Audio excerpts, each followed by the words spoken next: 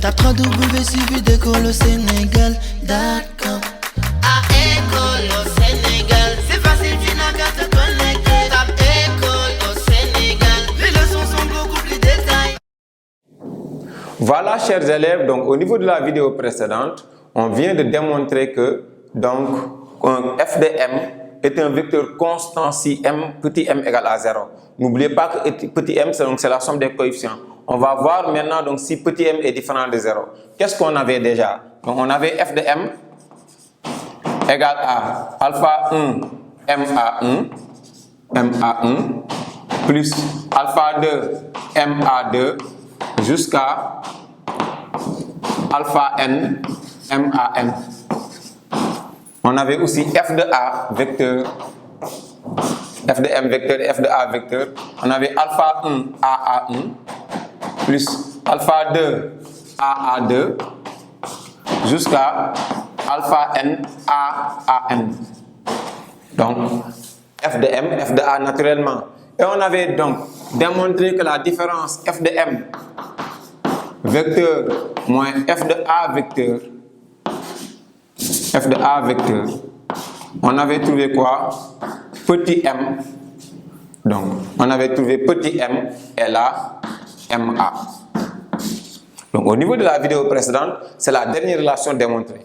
Donc si on fait donc la différence de la première ligne moins la deuxième ligne, on a donc f de m égale moins f de a égale à petit m ma. C'est ça, c'est pourquoi on avait dit que si petit m égale à 0, donc on a f de a moins f de m moins f de a égale au vecteur nul. Ça veut dire que f de m égale au vecteur f de a, et f de a donc c'est un vecteur qui ne dépend pas de m, donc ça va être un vecteur constant. Donc c'est la première démonstration. La deuxième maintenant, c'est si ce petit m là est différent de 0. Si ce petit m est différent de 0, qu'est-ce qu'on va dire? On va avoir donc un f de m, un vecteur égal à petit m ma, et on transpose plus f de a. Donc ici, donc on a à partir de la f de m moins f de a égale à petit m ma. Autrement dit, donc f de m et on transpose le f de a. Donc ça donne petit m ma plus maintenant f de a. Notre objectif, c'est de montrer qu'il existe un unique point G du plan tel que maintenant donc cette somme-là égale à mg. Maintenant, on va essayer de montrer que donc ce vecteur-là égal au vecteur nul admet un unique résultat ou bien une unique solution, un unique point G.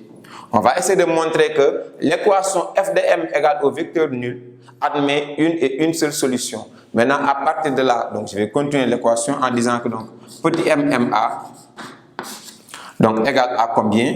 Égal à, donc de l'autre côté, donc je transpose, parce que j'aurai, donc on a f de m d'abord qui est l'équation, égal à petit m, donc f de m égale à petit m ma plus f de a, qui est égal au vecteur nul. À partir de là, voici donc f de m égale au vecteur nul, je peux dire ici que petit m ma égale à partir de là quoi? Donc je vais transposer, j'aurai moins f de a. À partir de là, donc je peux dire que am seulement. Am va être quoi? F de a. Petit mam égale à f de a. Donc je répète, on a ici, notre objectif c'est de résoudre l'équation f de m égale au vecteur nul admet une unique solution G. Pour cela, f de m, on avait transposé f de m égale à petit m ma plus f de a qui est là. Donc ça donne un vecteur nul. Ça veut dire petit m ma plus f de a égale au vecteur nul. Petit m ma, je transpose égale à moins f de a. Maintenant, ici j'avais ma. Donc am égale a. Donc ça veut dire que je prends l'opposé ici, je vais prendre l'opposé. Donc ça donne f de a. Autrement dit, am va être égal à quoi? 1 sur petit m f de a. Si on a un point A, comment obtenir un point M? Donc on a AM à tout moment égal à 1 sur petit m f de a. Qu'est-ce que ça veut dire? Ça veut dire ici que M est obtenu par translation de vecteur U qui est égal à 1 sur petit m f de a. Donc là, c'est la translation des vecteurs. Donc, comme c'est la translation de vecteurs, il va exister un unique point, donc, que je vais appeler par exemple un point M, tel que donc, le vecteur f de M est nul. Donc, on peut appeler maintenant ce M là comme point G. Ça veut dire quoi? Ça veut dire que, donc, parce que M peut être n'importe quel point, en particulier si M égale à G, on peut dire qu'il existe un unique point G du plan tel que peut être par exemple le vecteur réduit donc, de Leibniz égale à 0 et on vient de remarquer qu'on aura donc AM égale à 1 sur petit m f de A. Autrement dit, si A est un point fixe, pour avoir donc l'autre point M, donc M va être l'image de A par translation du vecteur 1 sur petit m f de A, parce que ça c'est un vecteur. Donc l'image d'un point qui est obtenue par translation de vecteur donne l'unicité du point. Il existe un et un seul point, image du point A, tel que par exemple ce point est obtenu par translation du vecteur U, et le vecteur U égale à 1 sur petit m f de A. Donc c'est ça l'unicité du point M qu'on va donc particulariser en disant que ça va être un point G, d'où si petit m est différent de 0, on vient de remarquer qu'il existe un seul point G du plan tel que maintenant donc AG par exemple égale à 1 sur mf de f de A. Voilà, maintenant donc sur une autre ligne, donc on va essayer de voir à partir de là comment donc on a obtenu par exemple donc cette ligne là alpha 1 MA GA1 plus alpha 2 GA2 plus alpha n GAN égale à petit m mg. Voilà, on va essayer donc d'effacer ici et maintenant de vous montrer donc le lien entre par exemple cette ligne là et donc la ligne d'en haut. Voilà, on vient de démontrer que donc l'équation f de m égale au vecteur nul admet une unique solution. Cette solution là appelée m en particulier donc égale au point G. Ça veut dire ici qu'il existe un unique point G du plan tel que f de m égale au vecteur nul. D'autre part, on avait quoi? Que f de m au départ, avant d'avoir l'équation, f de m moins f de a égale à petit m ma.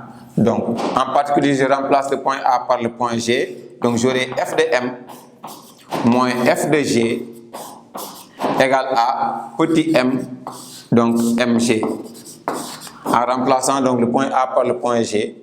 Donc, on peut dire aussi que f de m moins f de g aussi égale à mg.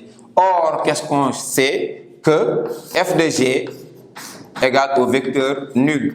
Pourquoi? Parce que ici, g est solution de f de m égale au vecteur nul. Si g est solution de l'équation f de m égale au vecteur nul, ça veut dire que f de g égale au vecteur nul. Or, si f de g égale au vecteur nul, je me retrouve avec quoi? Que le vecteur f de m égale à mg. Le vecteur f de m égale à mg, je remplace le vecteur f de m par sa valeur, c'est alpha, donc le vecteur f de m, on l'avait quoi? J'aurai alpha, donc ma1, plus alpha 1 ma1, plus alpha 2 ma2, jusqu'à alpha n man égale à, donc quoi? Petit m mg.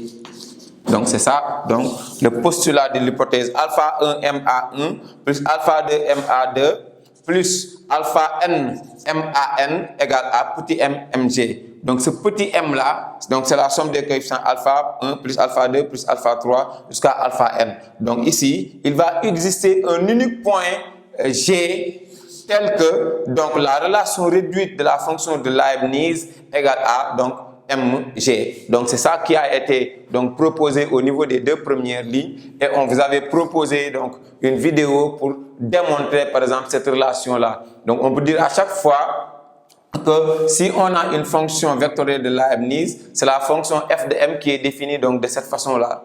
Et à tout moment, il va exister un unique point G du plan tel que donc la relation réduite de ce vecteur-là égale à petit m mg, sachant que petit m, c'est la somme des coefficients qui est différent de 0 bien sûr, et g sera barycentre du système A alpha 1, B, donc A1 alpha 1, A2 alpha 2, jusqu'à AN alpha n. En réalité, cet unique point G là, Donc cet unique point G là du plan, c'est quoi? Donc c'est l'unique point G qui est barycentre du système, donc A1 alpha 1, A2 alpha 2 jusqu'à donc AN alpha n. En réalité, donc G c'était le barycentre de ça.